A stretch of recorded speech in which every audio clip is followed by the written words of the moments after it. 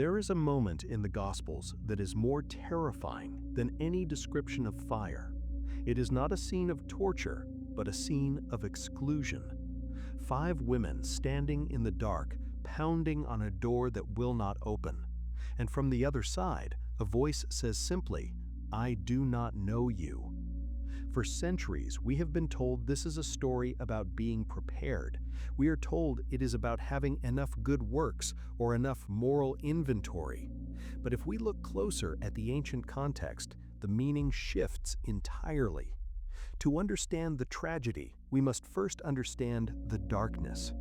In the 1st century, night was not like our night. It was absolute. To be outside the village walls without a light was to be in mortal danger. The wedding procession was the highlight of village life. The groom would come to take his bride to the feast. 10 bridesmaids were chosen to escort him with their lamps. They all had lamps. They all had fire, at first. But the parable hinges on one crucial detail: the delay. The groom did not come when expected. The hours stretched into the deep night. And here is the first shock: they all fell asleep. The wise and the foolish both slept. Sleep was not the sin. The difference was not in their fatigue, but in their reserve. Midnight strikes. A shout rings out. The groom is coming. The sleepers awake. The lamps are sputtering, dying out.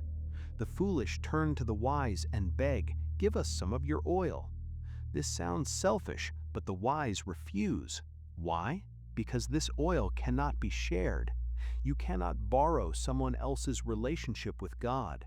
You cannot borrow spiritual history in a moment of crisis.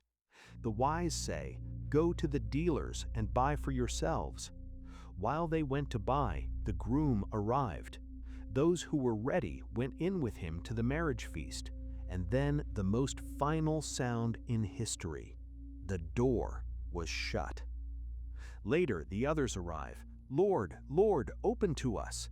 They have their oil now. They followed the rules. They made the transaction. But the oil was never the point. The timing was the point. He answers them, "Truly I say to you, I do not know you." The word "know" here is intimate. It implies a history. He is not saying, "I don't know who you are." He is saying, "We have no relationship." The foolish virgins treated the kingdom like a marketplace. They thought they could buy what can only be grown. Oil in the ancient world was crushed from olives. It represents pressure, process, time. You cannot buy a history of faithfulness at the last minute. The door separates those who knew him from those who knew the rules.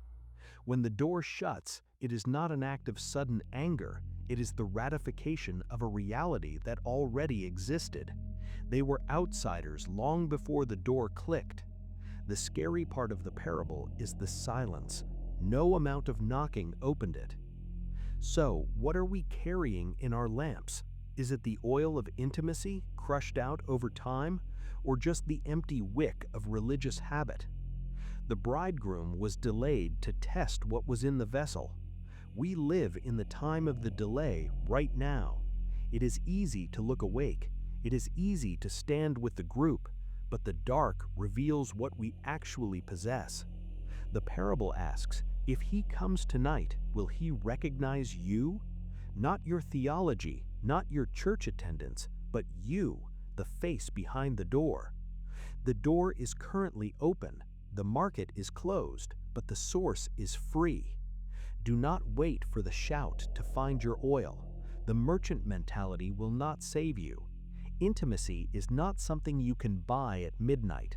It is the slow accumulation of knowing. The 5 wise virgins were ready because they did not need to leave. They had the source within them. The 5 foolish found that their religion was external, and external things do not survive the shut door. The warning is clear: watch, for you do not know the hour. But watching is not just staring at the sky. Watching is tending the flame while you wait. So when the cry comes, you do not need to leave. You are already home. The door is terrifying only to strangers.